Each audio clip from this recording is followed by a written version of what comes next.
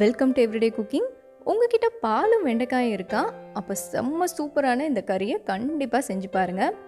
இதை நீங்கள் இட்லி, தோசை, சப்பாத்தின்னு டிஃபன் ஐட்டமுக்கும் தொட்டு சாப்பிட்டுக்கலாம். சாதத்தோடையும் இதை வச்சு சாப்பிட்லாம். செம்ம டேஸ்ட்டாக இருக்கும். வாங்க எப்படி செய்யுதுன்னு பார்க்கலாம். ஒரு 1/2 லிட்டர் பால் எடுத்துக்கோங்க. பால் பொங்கட்டும். இதை நம்ம திரிச்சுக்க போகிறோம். பால் பொங்குனதும் ஒரு 1/2 எலுமிச்சம்பழத்தோட சாறை இதில் சேருங்க.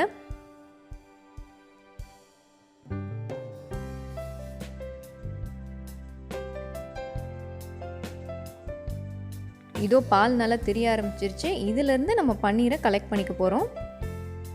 தண்ணி இந்த மாதிரி ஃபில்டர் பண்ணி எடுத்துருங்க. பன்னீரை மட்டும் கலெக்ட் பண்ணிக்கோங்க. இதை நீங்கள் திருப்பியும் தண்ணி வச்சு கழுவ தேவையில்லை. ஏன்னா நம்ம கிரேவியில் தான் போட போகிறோம். அந்த புளிப்போடு இருந்தால் டேஸ்ட்டாக இருக்கும்.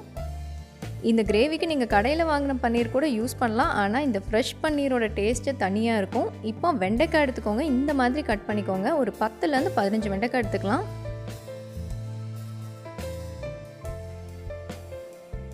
இப்போ ஒரு பாத்திரத்தில் பொரிக்கிறதுக்கு தேவையான அளவுக்கு எண்ணெய் ஊற்றிக்கலாம்.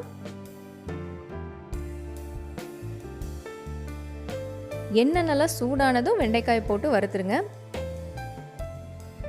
வெண்டைக்காய் நல்லா வறுப்பட்டால் ரொம்ப நல்லாயிருக்கும். அதனால கொஞ்சம் ப்ரௌன் ஆகிற வரைக்கும் வறுத்து எடுத்துருங்க.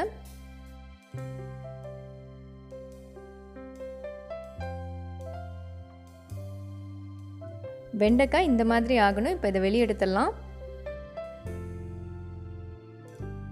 ஸோ நம்மளோட பன்னீரும் ரெடி, வெண்டைக்காயும் ரெடி. எல்லாம் ஒரு பக்கம் எடுத்து வச்சுக்கோங்க. இப்போ நம்ம கிரேவி ஸ்டார்ட் பண்ணலாம். கிரேவிக்கு தேவையான அளவுக்கு எண்ணெய் விட்டுக்கோங்க. எண்ணெய் சூடானதும் ஒரு பெரிய வெங்காயத்தை குட்டி குட்டியாக நறுக்கி சேர்த்துடலாம். வெங்காயம் கொஞ்சம் நல்லா வதங்கட்டும். ஒரு 2-3 நிமிஷம் நல்லா வதக்கிட்டு கொஞ்சமாக கருவேப்பிலை சேர்த்துக்கோங்க. இதோட ஒரு ஸ்பூன் இஞ்சி பூண்டு விழுதும் சேர்த்து வதக்க ஆரம்பிங்க. இஞ்சி பூண்டோட பச்சை வாசம் போகணும். அதனால ஒரு 2 நிமிஷம் அதை நல்லா வதக்கிக்கலாம். அடுத்ததாக குட்டி குட்டியாக நறுக்குன்னு 2 தக்காளி சேர்த்து வதக்க ஆரம்பிக்கலாம். தேவையான அளவு உப்பு சேர்த்துருங்க. உப்பு சேர்த்திங்கன்னா தக்காளி கொஞ்சம் சீக்கிரம் வேகும். தக்காளி மசிய வேகணும். மூடி போட்டு ஒரு 3-4 நிமிஷம் இதை குக் பண்ணலாம். இதோ தக்காளி ஓரளவுக்கு நல்லா வெந்துருச்சு. எண்ணெய் கூட கொஞ்சம் பிரிஞ்சு வந்துருச்சு. இப்போ மசாலாலாம் சேர்க்க ஆரம்பிக்கலாம். ஒரு 1/2 ஸ்பூன் மஞ்சள் தூள், 1 ஸ்பூன் மிளகாய் தூள், 1 ஸ்பூன் மல்லித்தூள், 1/2 ஸ்பூன் கரம் மசாலா. இது எல்லாத்தையும் நல்லா வதக்கிக்கலாம். நல்லா வதக்கிக்கோங்க. எண்ணெய் நல்லா பிரிஞ்சு வரணும். எண்ணெய் பிரிஞ்சு வர ஸ்டேஜில் நம்ம புளி தண்ணி சேர்க்க போகிறோம். ஒரு எலுமிச்சம்பழ சைஸ் புளியை ஒரு 10 நிமிஷம் தண்ணியில் ஊற வச்சு கரைச்சி ஃபில்டர் பண்ணி இதில் சேர்த்துருங்க. கலந்து விடுங்க. ஒரு 3-4 நிமிஷம் இது நல்லா கொதிக்கட்டும். இது இப்போ நல்லா கொதிச்சிருச்சு. பச்சை வாசம்லாம் போயிடுச்சு. இந்த ஸ்டேஜில் நம்ம வறுத்து வச்சுருக்கிற வெண்டைக்காய் சேர்த்துடலாம். இப்போ வெண்டைக்காயோட மசாலா நல்லா சேரணும். அதனால் இதை ஒரு மூடி போட்டு லோ டு மீடியம் ஃப்ளேமில் ஒரு 5 நிமிஷம் குக் பண்ணுங்கள்.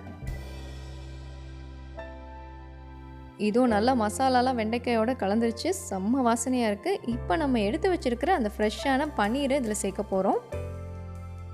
இந்த கிரேவிக்கு இந்த புளிப்பான ஃப்ரெஷ்ஷான பன்னீர் செம்ம டேஸ்ட்டாக இருக்கும். எல்லாத்தையும் நல்லா கலந்து விடுங்க. இன்னும் ஒரு 3-4 நிமிஷம் இது லோ டு மீடியம் ஃப்ளேம்லேயே குக் ஆகட்டும். கிரேவி ரெடி ஆகிடுச்சு. இதுக்கு மேலே நறுக்கின கொத்தமல்லி இலை தூவி ஃபினிஷ் பண்ணிடலாம். இந்த கிரேவி என்னோட ஃபேவரட். நீங்களும் கண்டிப்பாக ட்ரை பண்ணி பாருங்கள். உங்களுக்கும் பிடிக்கும்.